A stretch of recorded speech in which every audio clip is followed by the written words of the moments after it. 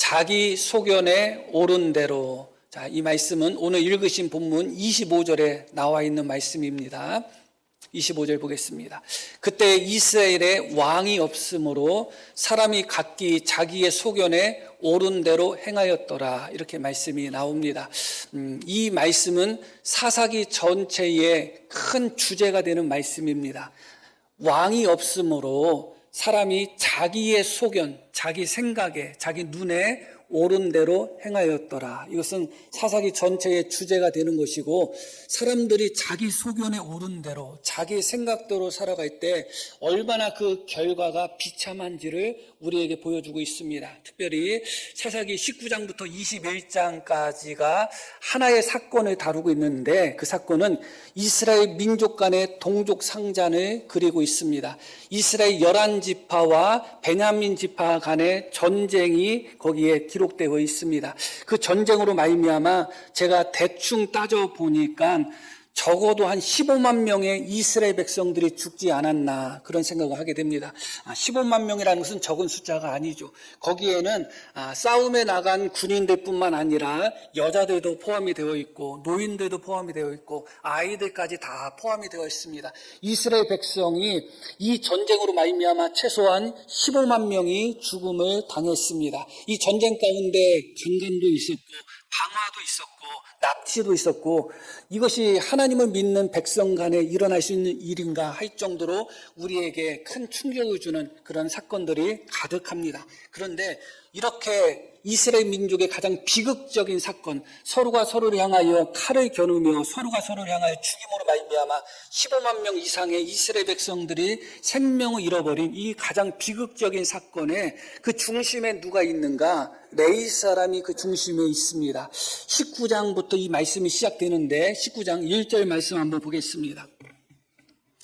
이스라엘의 왕이 없을 때에, 마지막 우리가 읽으신 말씀 21장 25절 말씀과 비슷하게 시작하죠. 이스라엘의 왕이 없을 그때에 에브라임 산지 구석에 거류하는 어떤 레위 사람이 유다 베들레헴에서 첩을 맞이하였더니, 이렇게 말씀이 시작이 됩니다.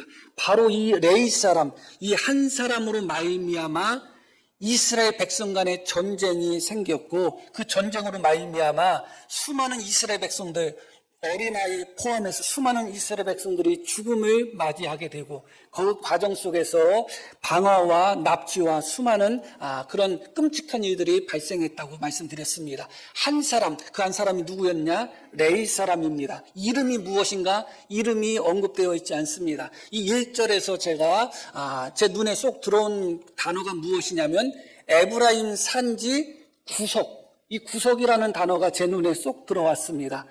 쉽게 말씀드리면 촌놈이라는 거죠. 그러니까 에브라임 산지의 어떤 모퉁이 구석에 살고 있는 이름도 모르는 그 어떤 레위 사람 한 명으로 말미암아 이스라엘 백성 간의 전쟁이 나고 이스라엘 백성 간에 서로가 서로를 향하여 죽이고, 그로 말미암아 최소한 15만 명 넘는 사람이 죽임을 당했다, 그것입니다. 그것이 바로 유명하고 대단하고 알려진 그 중심에 있는 그 어떤 사람이 아니라 에브라임 산지 구석에 거류하는, 어딘지도 모르는 그런 한쪽 구석에 시골에 살고 있는 레위 사람 한 사람으로 말미암아 그런 비참한 일이 벌어졌다는 겁니다. 도저히 이해가 안 가죠. 그러나 얼마든지 우리는 이해할 수가 있습니다. 가장 작은 움직임이라 할지라도, 가장 작은 한 사람이라 할지라도 얼마든지 한 교회를, 또 한 사회를, 한 나라를 어지럽힐 수 있다는 것, 우리는 인정할 수밖에 없습니다. 그런데 그 중심에 있었던 그 사람이 누구냐? 레위 사람입니다. 이 레위 사람이 어떤 사람인 줄을 우리는 잠깐 살펴볼 필요가 있는데, 첩을 맞이했다, 그렇게 말씀이 나옵니다. 레위 사람인데 첩을 맞이했고 또 종도 거느렸던, 그러니까 생활은 좀 괜찮았던 레위 사람 같습니다. 촌에 살고 있는데 누군지는 모르지만 삶은 그래도 윤택하게 살았던 사람이다. 그런데 그가 첩을 맞이했는데 그 첩이 행음했다고 나옵니다. 물론 해석의 여지가 있지만 행음한 후에 친정집에 가가지고 몇 달 동안 있는 거예요. 그런데 이 레위 사람이 그 첩이 다시 그리워진 것 같습니다. 그래가지고 내가 첩에게 다정하게 말을 한 후에 그 첩의 마음을 다시 달래가지고 데려와야지 하면서 그 마음에 품고 자기 첩이 있는 처갓집으로 갑니다. 그 첩이 살았던 처갓집은 베들레헴이거든요. 베들레헴에 가가지고 그 첩을 데리고 오는데 자꾸 장인이 하루만 더 하다가 더 이상 있어서는 안 되겠다 해가지고 저녁 때쯤 떠나게 됩니다. 저녁 때쯤 떠나니까 지금처럼 차가 있는 것도 아니고 하다 보니까 중간에 날이 쉽게 어두워졌죠. 이들의 선택지가 두 군데가 있었습니다. 여부수 사람들이 살고 있는 예루살렘. 예루살렘은 우리에게 좋은 인상이 있죠. 근데 그때 당시에는 아직은 가나안 족속들이 지배하고 있었던 때예요. 그 예루살렘과 기브아라는 곳이 두 군데가 선택지가 있었습니다. 가까운 곳은 예루살렘인데 예루살렘은 믿지 않는 자, 하나님의 백성이 아닌 가나안 백성들, 여부수 족속이 살고 있기 때문에 이 레위 사람은 그래도 우리 민족이 사는 곳으로 가자 해서 기브아로 갔습니다. 이 기브아는 베냐민 지파가 거주하는 그런 땅입니다. 한 사람, 한 노인의 영접을 받아서 음식을 먹고 즐거운 시간을 보내고 있는데 그때 끔찍한 일이 발생된 거죠. 기브아에 있는 불량배들이 어디든지 질이 나쁜 사람들, 불량배와 같은 사람들은 어디든지 있죠.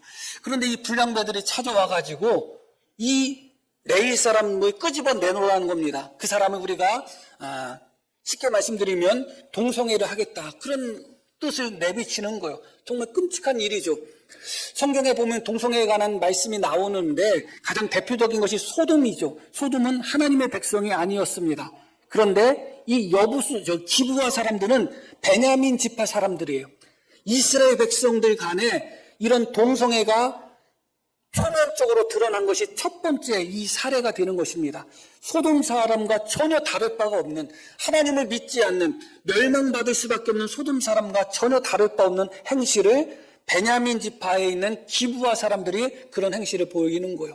끄집어 내려놓는 겁니다. 그럴 때 이 사람이 자기가 살기 위하여 이 레위 지파 사람이, 레위 사람이 무슨 행동을 했는지 25절 말씀부터 한번 보겠습니다. 무리가 듣지 아니함으로 그 사람이 자기의 첩을 붙잡아 그들에게 밖으로 끌어내매, 자기 첩을 자기가 붙잡아서 그 못된 불량배들에게 내어준 겁니다. 그 사람이 바로 레위 사람이에요. 말씀을 드렸듯이 자기 아내를 데려오려고 할 때는 말씀을 읽지는 않았지만 다정한 말을 해서 아내를 데려오고자 계획했던 사람이 지금 이 부분에 있어서는 자기가 살기 위하여 그 무도한 불량배들에게 자기 손으로 자기 첩을 끄집어 낸 사람이 바로 이 레위 사람이었다. 이어지는 말씀 계속 볼게요. 그들이 그 여자와 관계하였고 밤새도록 그 여자를 능욕하다가 새벽 미명에 놓은지라.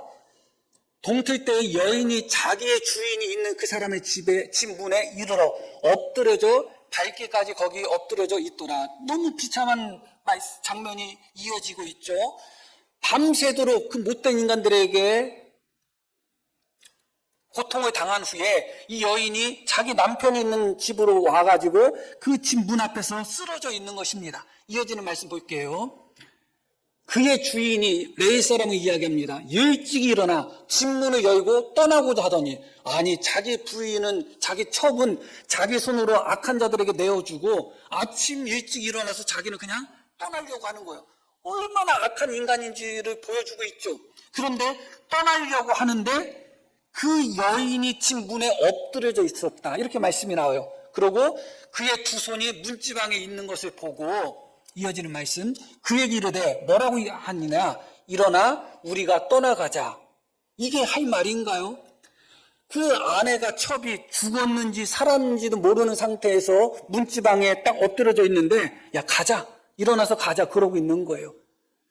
다시 데려오려고 할 때는 다정한 말을 해서 데려오려고 했던 자가 자기 때문에 지금 죽어가는 그 자기 첩을 보고서 그 어떤 염려 걱정도 하나도 없이 그냥 가야지 하고서 떠나려고 하다가 문 앞에 엎드려진 모습을 보고 야 일어나 가자, 이렇게 이야기하고 있어요. 너무너무 이게 사람의 모습인가 할 정도죠. 그런데 이어지는 말씀이 이렇게 이어져요. 아무 대답이 없는지라 이에 그의 시체를 나귀에 싣고 행하여 자기 곳으로 돌아갔다. 그런데 여기에 시체라는 단어가 나오는데 원문에는 시체라는 단어가 없어요. 그리고 그 어디에도 이 여인이 죽었다는 기록은 존재하지 않아요.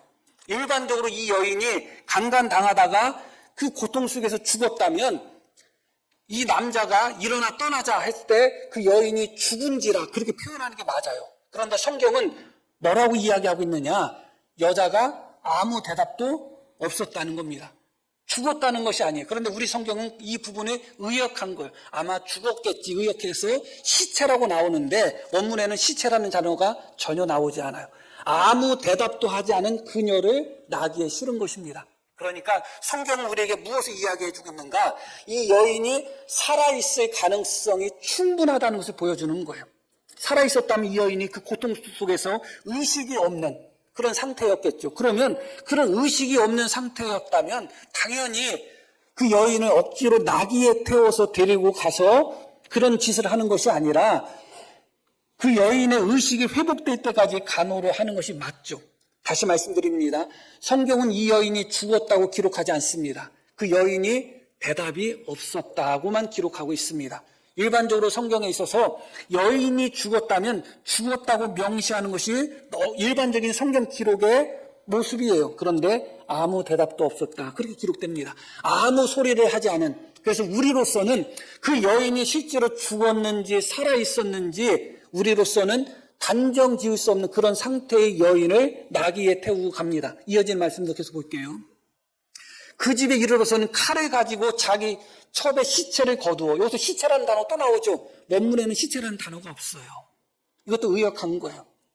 그 집에 이르러서는 칼을 가지고 자기 첩을 그 마디마디를 찍었다. 원문은 그냥 그렇게 나와요. 첩을 그렇게 했다고 나오지 첩의 시체라는 단어는 나오지 않아요.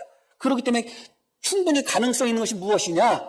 이미 죽은 자기 아내를 첩을 12조각으로 나누었을 가능성도 있지만 살아있던 첩을 자기가 12조각으로 나누어 죽였을 가능성도 성경은 암시하고 있다는 겁니다. 그 어디에도 여인이 죽었다는 기록은 나오지 않아요. 우리가 이 말씀을 오해해서 또 우리 한글 성경에 시체라는 단어가 나와서 이미 죽었다 그렇게 생각을 하고 있는 것이죠. 여하튼 그 여인이 죽었다 할지라도 자기 첩의 시체를 12조각으로 토막낸다는 것은 있을 수 없는 일이거든요. 일반적으로 어떤 사건 사고가 있어가지고 그 부검을 할 때 가족들이 죽은 몸이라 할지라도 그 부검을 반대하는 경우들이 많아요. 가슴 아프지 않아요? 죽은 가족이라 할지라도 그 몸을 다 이렇게 조각 낸다는 것이. 그런데 이 사람은 자기 첩을 12조각을 내는 겁니다. 있을 수 없는 일이죠. 만약에 이 첩이 이미 죽은 상태라고 해도 우리는 받아들일 수가 없어요. 그런데 혹시 살아있고 의식이 없는 상태의 첩을 그렇게 했다면 더더군다나 끔찍한 일이죠. 그러나 성경은 그 가능성을 열어놓고 있다. 그래가지고 이 12덩이로 나누어서 그것을 이스라엘 사방에 두루 보냈다. 그렇게 말씀이 나옵니다. 그때 이어지는 말씀 보니까 그것을 보는 자가 다 이르되 이스라엘 자손이 애굽 땅에서 올라온 날부터 오늘까지 이런 일은 일어나지도 아니하였고 보지도 못하였도다. 이 일을 생각하고 산이한 후에 말하자 하니라 하면서 이스라엘 백성들이 그 시체 토막을 보고 경악을 금치 못하죠. 그리고 다 한 곳으로 모입니다. 어디로 모였냐면 미스바로 모인 것이죠. 이 사람은 왜 자기 첩의 시체를 그 첩이 죽었던 죽지 않았던 12조각을 냈는가? 결국은 자기가 당한 일을 복수하고 싶은 마음이 너무 강한 거예요. 복수하기 위해서 무엇을 선택했냐면 자기 첩이 죽었을 가능성도 있지만 살았을 가능성도 있는 그 첩을 12조각으로 내서 이스라엘 백성들 12지파에 다 보내버린 것입니다. 오로지 자기의 복수 하나를 위해서 그런 못된 짓을 한 것이죠. 그것을 바라본 이스라엘 백성들은 너무너무 끔찍한 장면에 말을 하지 못할 정도로 충격을 받았습니다. 우리가 다 한 곳에 모여서 이 일을 처리하자 하면서 이스라엘 백성들이 베냐민 지파 기브아 땅과 가까운 미스바라는 곳에 모입니다. 몇 명이 모이느냐? 40만 명이 모였습니다. 그렇게 이스라엘 지파 전체가 모인 적은 한 번도 없어요. 이때는 사사 시대고 사사가 하나님의 영에 감동되어 나팔을 불고 백성들을 소집하면 백성들이 모여드는데 그때 모여든 백성들조차도 모든 지파가 모여든 적은 한 번도 없습니다. 그런데 아주 악하고 잔인하고 그런 레위 사람 한 사람이 자기 첩의 시체를 조각내서 이스라엘 백성들에게 보냈더니 그 어떤 사사가 성령에 감동된 그 어떤 사사가 소집해도 이루어지지 않는 놀라운 일이 일어난 거예요. 이스라엘 모든 지파가 다 모여버린 겁니다. 40만 명이 모여든 거죠. 그때 이 레위 사람이 이스라엘 지파들에게 설명을 하는데 자기가 자기 첩을 그들에게 내어준 일을 쏙 빼버리고 또 그 기브아 사람들이 자기를 죽이려고 하진 않았는데 자기를 죽이려고 했다고 하면서 거짓말 시켜가면서 그 기브아의 불량배들이 그런 일을 했는데 불량배들이 그런 일을 했다고 하지 않고 그 기브아 주민들, 그 기브아의 지도자들 되는 사람들이 이런 일을 했다고 아주 속이면서 뺄 건 빼고 넣을 건 넣고 부풀릴 건 부풀리고 줄일 건 줄이면서 그렇게 이야기를 합니다. 그러면서 뭐라고 이야기하고 있느냐? 빨리 우리가 이 자리에 모였으니까 이 자리에서 결정하라는 겁니다. 그러니까 레위 사람이 그렇게 말을 하고 그렇게 선동했을 때 이스라엘 백성들 사람들이 다 그 자리에서 한 번에 결정을 하죠. 다시 30절 말씀 다시 한번 보겠습니다. 이렇게 나오죠. 그것을 보는 자가 다 이르되 이스라엘 자손이 애굽 땅에서 올라온 날부터 오늘까지 이런 일은 일어나지도 아니하였고 보지도 못하였도다. 이 일을 생각하고 상의한 후에 말하자. 이게 이스라엘 백성들의 자세였어요. 그런데 이 레위 사람이 모여있는 이스라엘 백성들을 재촉합니다. 오늘 돌아가셔서 말씀 읽어보시면 돼요. 이 자리에 모였으니 이 자리에서 결론 내라 했더니 이스라엘 백성들이 이것은 있을 수 없는 일이다. 우리는 한 사람도 돌아가지 말고 그 베냐민 사람, 기브아 사람들을 다 우리가 징벌하고 죽여야 되겠다 해서 이스라엘 40만 명이 베냐민 지파, 기브아 사람들을 죽이기로 그들과 전쟁하기로 결의합니다. 하나님께 묻지도 않아요. 따져보지도 않아요. 이게 정말 그런 일인지 그 어떤 사건도 성경에서는 한 사람의 증인으로다가 성립되는 사건은 없어요. 최소한 2사람 이상의 증인이 있어야 되는데 오직 레위 사람 말 한마디, 그 레위 사람 어떤 사람이에요? 자기 첩까지도 그 첩이 살았는지 죽었는지 모르는 상태에서 그 첩을 12토막으로 낼 정도로 잔인한 인간이에요. 그렇게 성정이 잔인한 레위 사람 말 한마디에 이스라엘 백성들이 하나님께 묻지도 않고 전쟁할 것을 결정해버립니다. 그래서 레위 사람들이 선동으로 말미암아 결국은 선동인 거죠. 이스라엘 백성들이 상의하고 생각하고 말하자 했지만 결국 그들은 상의하고 생각했다고 생각은 하지만 결국은 레위 사람 이 한 사람, 에브라임 산지 구석에 거하는 레위 사람 이 한 사람으로 말미암아 이스라엘 40만 전체가 선동당하고 말았습니다.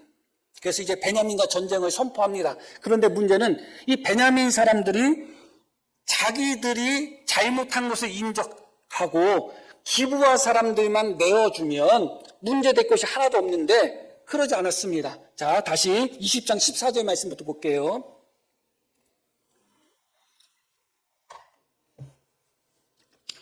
베냐민 사람들이 도리어 성읍들로부터 기브아에 모이고 나가서 이스라엘 자손과 싸우고자 하니라. 말씀드렸듯이 이 기브아 사람들이 했던 일들은 소돔성 사람들이 했던 일과 비교될 정도로 아주 이스라엘 백성으로서는 가장 끔찍하고 가장 부끄러운 일을 행했어요. 그러면 마땅히 베냐민 지파 사람들이 스스로 자기들 스스로 이 기브아 사람들, 이 불량배들을 징계했어야 됩니다. 그런데 이스라엘 나머지 지파 사람들이 그 기브아 사람들을 내어놓으라 했더니 기브아 사람들, 그 소돔성 사람들보다 더 못한 끔찍한 일을 범한 기브아 사람들을 내주지 않고 우리는 한 핏줄이야, 한 편이야 하면서 오히려 기브아 사람들과 한 편이 돼서 나머지 이스라엘 지파와 전쟁을 하고자 하는 겁니다. 옳고 그름은 없는 거예요. 정의가 없고 공의가 없는 겁니다. 그런 끔찍한 일을 행했는데도 우리는 같은 지파잖아, 같은 편이잖아 하면서 오히려 기브아 사람들을 감싸면서 나머지 이스라엘 지파와 전쟁을 하고자 하는 것이죠.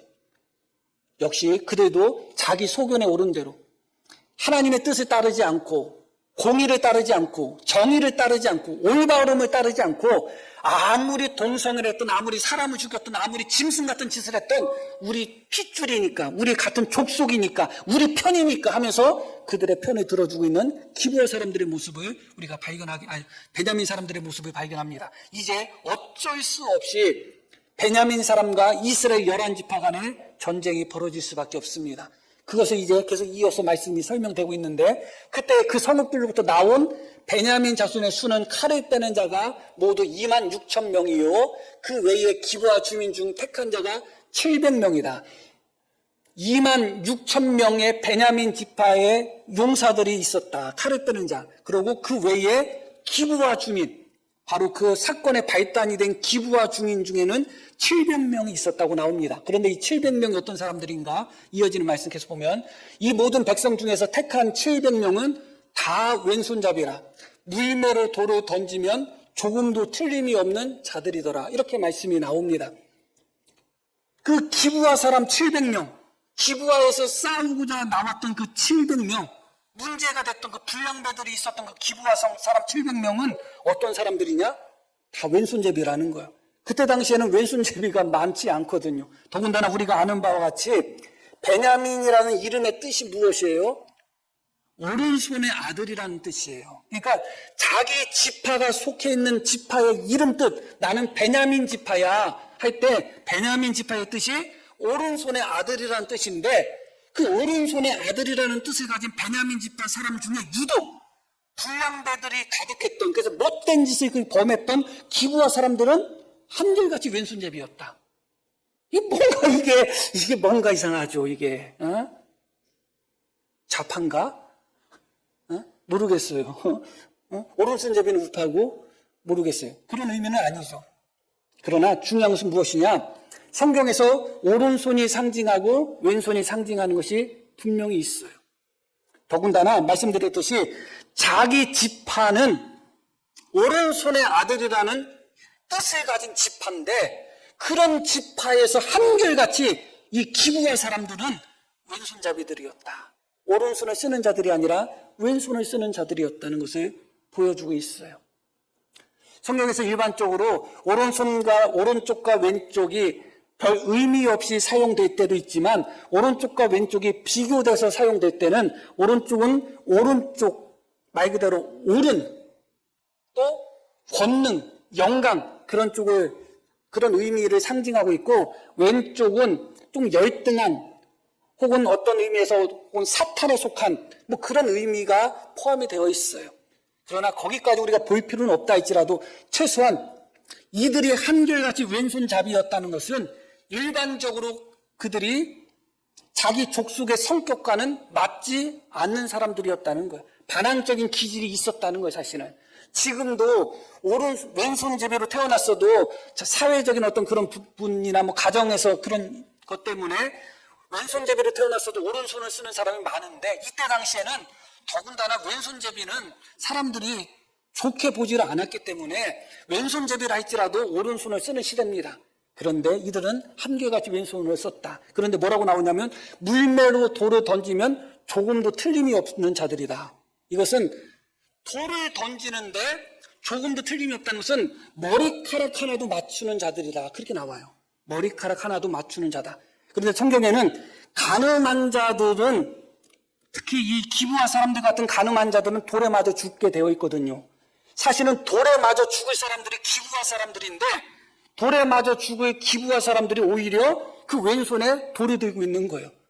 자기들이 돌에 맞아 죽어야 될 자들이 오히려 상대방에게 돌을 던지고자 하는 그런 모습을 여기서 보여주고 있습니다. 그런데 그들이 돌을 던지면 머리카락 하나도 빗나가지 않을 정도로 정확하다고 이야기합니다. 그런데 이 조금도 틀림이 없다는 이 단어는 다른 본문 성경에서는 한결같이 대부분 어떤 의미로 단어로 번역이 되냐면 죄를 짓다는 의미로 번역이 됩니다. 범죄하다는 의미로 번역이 돼요. 왜냐하면 이 범죄한다, 죄를 범한다는 것은 하나님의 기준, 하나님의 표적에서 빗나간다는 거예요. 그게 죄예요. 율법이 있고 말씀이 있잖아요.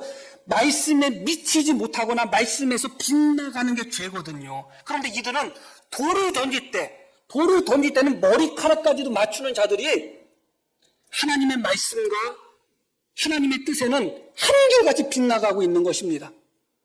맞춰야 되는 표적은 맞추지 않고 맞춰서는 안 되는 표적을 맞추는 자들인 것이죠. 다시 말씀드리면 돌에 맞아 죽어야 될 자들이 오히려 돌을 들고서 다른 사람을 향하여 돌을 던지는 자들입니다. 그게 이 기브와 사람들의 모습을 보여주고 있는 것이죠. 전쟁이 났습니다. 이제 이스라엘 백성들이 하나님의 뜻을 제대로 묻지도 않고 싸울까요 말까요도 묻지 않고 누가 먼저 싸울까요 물었다가 유다 지파가 먼저 싸움에 나갔다가 22,000명이 죽습니다. 1차 전쟁에서 이스라엘 백성이 22,000명이 죽어요. 두 번째 다시 전쟁을 하는데 거기서 18,000명이 죽어서 이스라엘 백성 40만 명 중에 4만 명이 죽었습니다. 그러고 세 번째 전쟁을 할 때 그때 비로소 베냐민 지파 사람들이 패배합니다. 그래서 총 3번의 전쟁이 일어났는데 1차, 2차 전쟁을 통해서 이스라엘 11지파가 4만 명이 죽었고 3차 전쟁을 통해서 베냐민 지파 사람들이 600명만 남겨지고 다 죽습니다. 도망가는 베냐민 지파 사람들을 이스라엘 11지파 사람들이 쫓아가면서 숨어있는 자들까지도 쫓아가면서 다 죽여가지고 딱 26,700명 중에 떨렁 600명만 살아남은 거예요. 그것으로만 끝나지 않고 다시 말씀 20장 48절 말씀 보면 이스라엘 사람이 베냐민 자손에게로 돌아와서 온 성읍과 기브와 그 성읍 하나뿐만 아니라 베냐민 지파 모든 성읍, 온 성읍과 가축과 만나는 자를 다 칼날로 치고 닥치는 성읍은 모두 다 불살랐더라. 도망가는 같은 형제 베냐민 지파를 쫓아가면서까지 다 죽여서 600명만 남겨두고 돌아와서 베냐민 지파의 성읍이라는 성읍은 다 찾아다니면서 가축과 만나는 자를 다 칼날로 치고 닥치는 성읍은 모두 다 불태워버렸다는 거예요.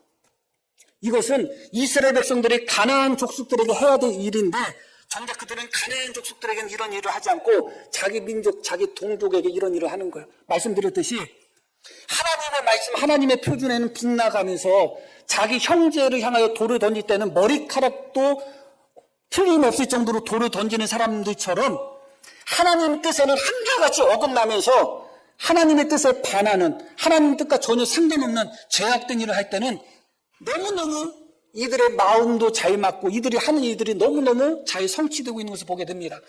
가나안 족속을 향해서는 꼬리를 내렸던 이스라엘 백성들이 자기 동족, 자기 민족을 향해서는 너무나 무서운 칼을 휘두르고 있습니다. 그 성읍에 있는 어린아이, 성읍에 있는 여자들, 성읍에 있는 노인들 무슨 죄가 있다고 모든 베냐민 성읍에 있는 사람들을 다 죽이냔 말이죠. 그리고 다 불태워버립니다. 그리고 가만히 생각했더니 베냐민 지파 사람 600명만 남았는데 자칫 잘못하다가는 이스라엘 12지파가 다 사라지게 생겨버린 거예요. 그때 이제 깨달은 거예요. 불태우고 싶을 때 다 불태우고 죽이고 싶을 때 다 죽여버리고 자기 분노대로 자기 생각대로 자기 감정대로 하고 싶은 대로 다 해놓고 아이고 큰일 났다. 베냐민 지파가 완전히 사라지게 생겼네 하면서 갑자기 울고불고 하는 거예요. 그러면서 어떻게 하지 고민이 된 겁니다. 만약에 베냐민 지파 나머지 여자들이나 아이들을 그대로 살려두었다면 고민할 것도 없어요. 그런데 다 죽여버린 거예요. 이제 베냐민 지파 사람은 남자만 600명이 남은 거예요. 근데 그들이 결혼해야지 그 지파가 이어가는데 이들이 맹세를 했습니다. 어떤 맹세했냐면 우리의 딸은 베냐민 지파 사람에게 시집 보내지 않겠다고 맹세한 거예요. 그러니 베냐민 지파는 그냥 사라질 수밖에 없지 않아요? 베냐민 지파에 있는 여자들은 다 죽였지. 우리의 딸은 베냐민 지파 사람들에게 시집을 보내지 않겠다고 하나님께 맹세했지. 그러면 베냐민 지파 600명은 그냥 총각으로 살다가 죽을 수밖에 없고 그럼 그 지파가 사라질 수밖에 없는 거예요. 그러다 보니까 이들이 꾀를 낸 겁니다. 어떤 꾀를 냈냐? 전쟁에 참석하지 않은 사람들은 죽여버리겠다. 그렇게 맹세를 했어요. 근데 가만히 보니까 야베스 길르앗 사람들, 길르앗 지역에 있는 야베스 사람들이 전쟁에 참여하지 않은 것을 알고 군사들을 보내서 그들을 또 진멸하는 장면이 21장에 나옵니다. 자, 10절 말씀 보겠습니다. 21절.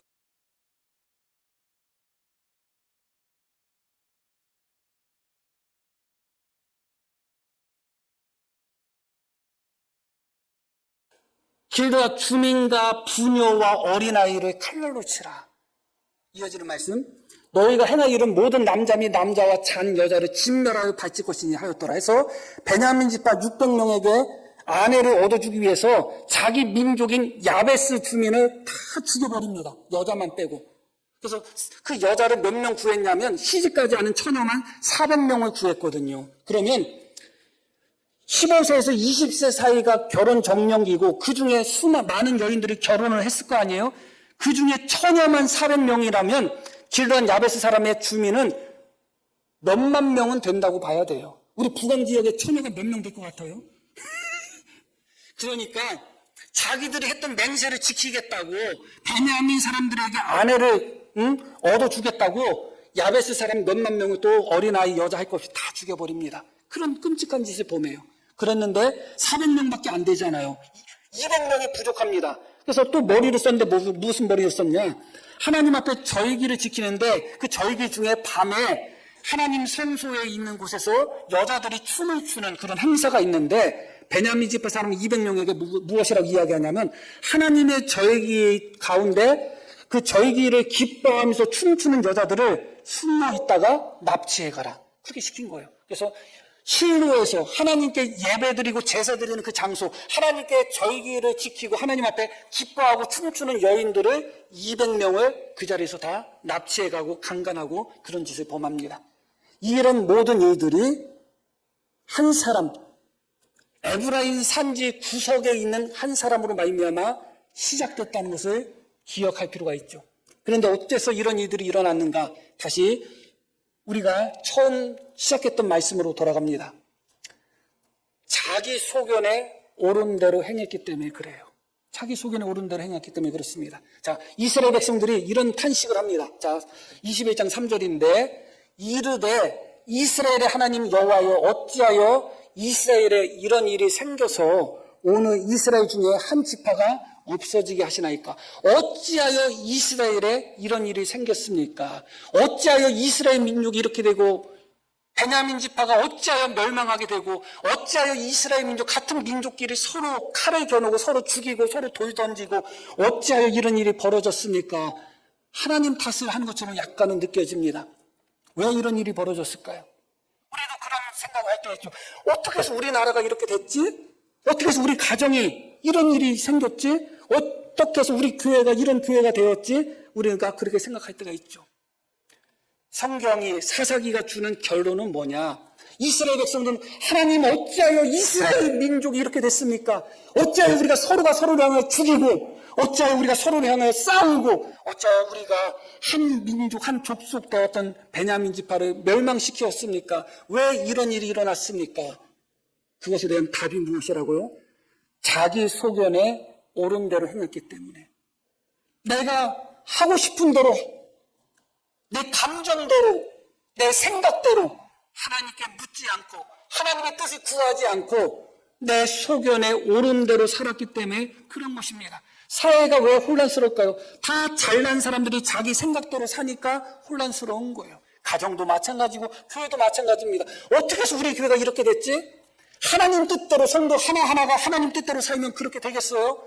다 자기 생각이 옳다고 생각하고 다 자기 생각대로 다 자기 감정대로 다 자기 분노대로 다 자기 생각대로 자기 소견대로 그렇게 행하다 보니까 하나님의 교회도 어지러워지는 것이고 나라도 어지러워지고 가정도 어지러워지는 겁니다. 우리는 왜 이런 일이 일어났는지만 탄식하고 왜 이런 일이 있지 하면서 다른 사람이 그 원인이라고 생각하지만 실제로 알고 보면 하나님을 믿는 우리가 하나님의 뜻대로가 아니라 하나님 말씀대로가 아니라 내 생각대로 내 생각에 옳다고 느끼는 대로 내 감정에 옳다고 느끼는 대로